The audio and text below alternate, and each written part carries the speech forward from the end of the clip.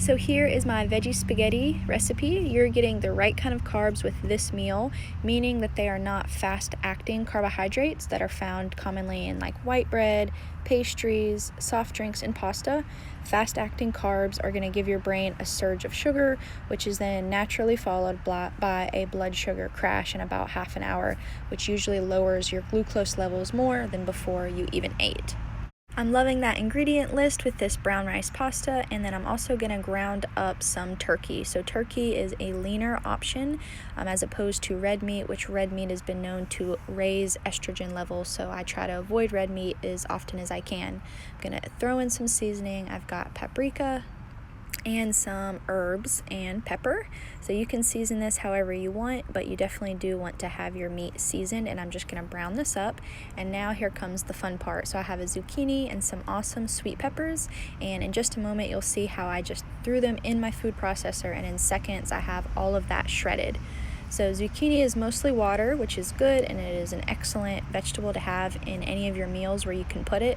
This is great because my husband doesn't really care for zucchini, and we don't taste it in this at all. So you've got a lot of vegetables essentially hiding in with this pasta, and you're getting all of the benefits as well, and it helps to add to the meat. So I have a ratio of 1 pound of pasta that's going to go with 1 pound of this meat, and then I also have the zucchini and the peppers in there, and it just turns into a lot of food that's packed with nutrients, and it tastes amazing. And now I'm going to add in straight into the pan my fresh marinara sauce. This was full of flavor. It's amazing. Again, with the ingredients, we know exactly what's in this: tomatoes, onion, garlic, and some herbs. And I'm going to let that heat through with the turkey, and then in just a moment I'm going to add in the pasta as well. Cook it all together so it gets nice and infused.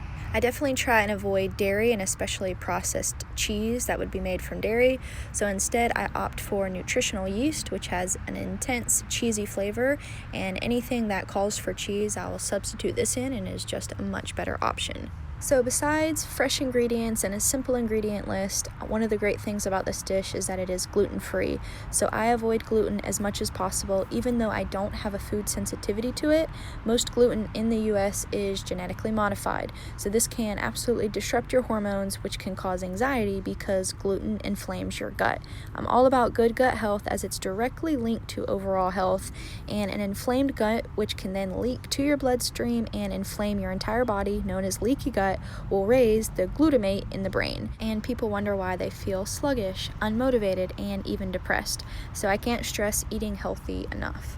And the interesting thing about depression and inflammation in the body is that there's been studies shown that if somebody can start to take an anti-inflammatory medicine, can it lead to coping with depression and or anxiety. So why not take the natural approach and just eat right so that you can naturally decrease inflammation in the body, and you will reap the benefits from it. So give everything a nice stir, and you could definitely have meal prepped the turkey already made, some marinara.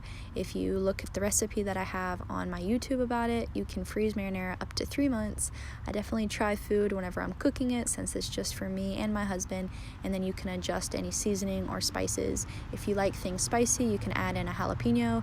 Anything vegetable wise that you want to add into this. It could be a gluten-free vegetable pasta that is really over the top with vegetables, and it's still going to taste amazing. The marinara really has a fresh, crisp taste, and then the pasta on its own is amazing. Also, the thing with this pasta or any gluten-free pasta is you do not want to overcook it. So for this particular bag, it recommends 8 to 10 minutes to cook, and I actually did 7 because it will keep cooking a little bit once you're done, but you definitely want it just a minute less than probably what's recommended. And there you have it. That is an amazing dish. You guys try it. Subscribe for more awesome recipes that are healthy and information on balancing your hormones with food.